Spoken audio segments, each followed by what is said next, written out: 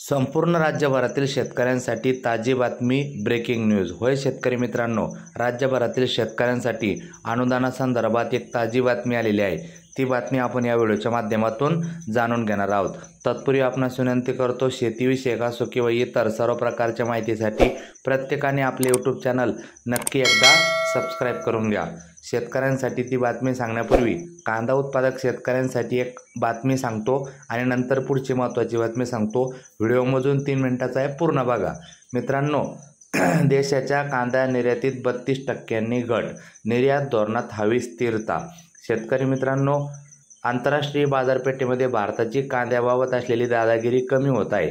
गेल्या आर्थिक वर्षामध्ये भारताची कांदा निर्यात 32% घटली असून त्यामुळे देशाला मिळणारे परकीय चलन घटले आहे। वारंवार बदलणारे भारताचे धोरण बघून आयातदारांनी अन्य देशांच्या कांद्याकडे लक्ष केंद्रित केले, त्यामुळे अन्य स्पर्धक देशाचा कांदा निर्यातमधील टक्का वाढल्याचे दिसून येत आहे। भारत आंतरराष्ट्रीय कांदा बाजारातील एक प्रमुख खेळाडू असला तरी आर्थिक 2024-25 मध्ये देशाच्या कांदा निर्यातीमध्ये गत वर्षाच्या तुलनेने सुमारे 32% घट झाली। निर्यात बंदी वाढल्या, निर्यात शुल्क आणि वेगवेगळे धोरण याच्यामुळे ती घट झालेली आहे। घट होण्याची कारणे काय, तर डिसेंबर 2023 ते मे 2024 या कालावधीत सरकारने कांद्याच्या निर्यातीवर घातलेली बंदी, मे 2024 मध्ये कांद्यावर $550 प्रति टन किमान निर्यात मूल्य आणि 40% निर्यात कर लागू। सप्टेंबर 2024 मध्ये निर्यात कर 20% करण्यात आला। 1 एप्रिल 2025 पासून हा कर पूर्णपणे रद्द करण्यात आला। या सगळ्या गोष्टीमुळे घट होण्याची कारणे आहे। आता वळूया मित्रांनो शेतकऱ्यांसाठी अनुदानाच्या बातमी संदर्भात।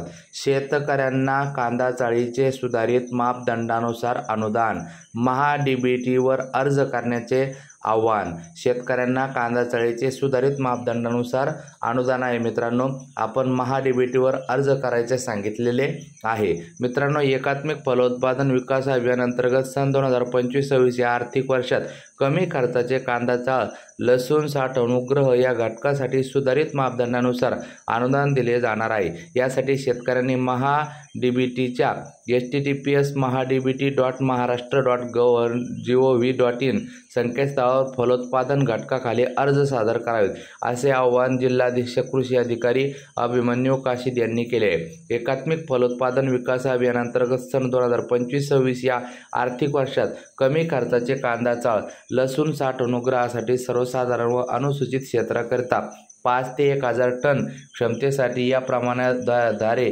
ग्राह्य भांडवली खर्चाच्या 50% आहे। यात 5 ते 25 टन क्षमतेसाठी ₹10,000 प्रति टन, 25 ते 500 टन क्षमतेसाठी ₹8,000 प्रति टन व 500 ते 1000 टन क्षमतेसाठी ₹6,000 प्रति टन अशी अनुदान मर्यादा आहे।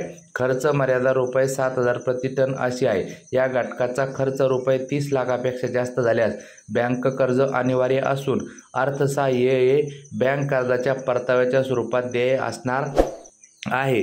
तर मित्रांनो, शेतकऱ्यांनी योजनेअंतर्गत अर्ज सादर करताना त्यांनी स्वतःच्या मालकीची जमीन असणे आवश्यक आहे आणि त्यांच्याकडे कांदा पीक असणे